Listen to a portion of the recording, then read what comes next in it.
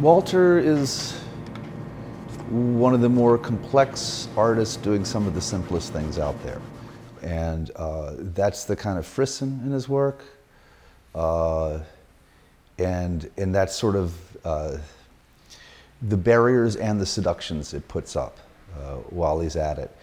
He's constantly trying to do things that are stupid with his intelligence in there. So it's easy to read it as irony or sarcastic, because that's sort of his tone in some ways, but it's not. The fact is he's probably one of the most sincere artists out there.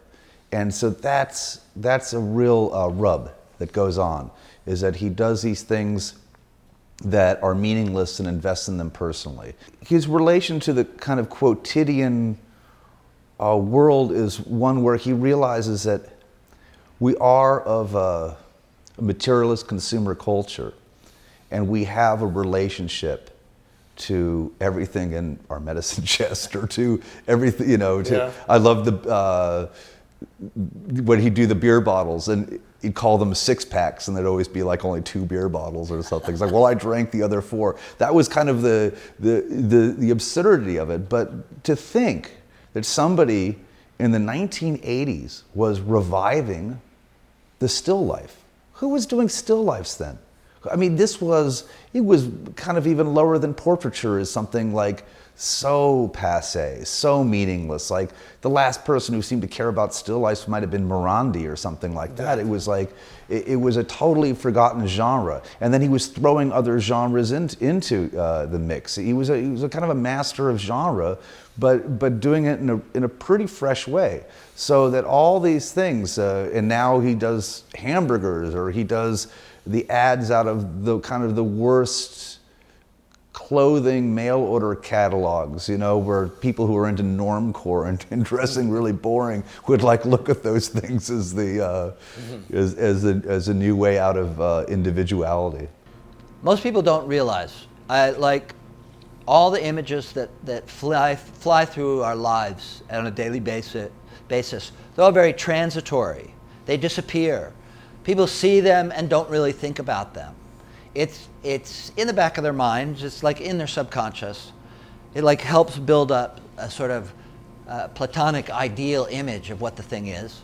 But basically people don't know. So I like to stop it and seize it and make it art. That passing advertising image wants to be art, and I want to give it its chance. I like an image to have I like it to have layers of meaning. Right, if you just take a cheeseburger and paint a cheeseburger, that's one-dimensional.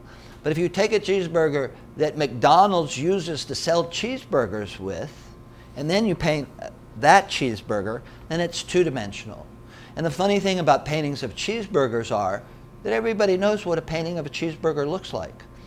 But consequently, everybody has their own relationship to a cheeseburger. So when it comes to a painting of a cheeseburger, they both have a reason not to look at it, because who cares? Everybody knows what a cheeseburger is. And they have a reason to fetishize it, because they have their own cheeseburger in mind. And so that's like an amazing, I think a fascinating dynamic that goes on with an image of something that really represents the individual in a mass society. We're all cheeseburgers. We're all cheeseburgers. We're all the same, and we're all individual. I paint the life force. It's all about biology and evolution and those things that are hardwired into the human psyche. So, for instance, I'll paint a picture of a kitten, because kittens have evolved to be loved by humans, or half of humans. The cat half, the dog half don't like them as much. So I wanted to do, say, a painting of a kitten that was guaranteed to entice, to lure half of the viewers. They'd see it, they'd automatically, when they saw the painting of the kitten, go, oh, look at the kitten. That's what I was after, that hardwired response. I wanted to stay away from all the notions of socially constructed meaning that was, popular at the time in the 80s. So as a Rorschach test, my work is about the consumerist utopia of modern society and how human desire, biological, evolutionary desire, underlies it all.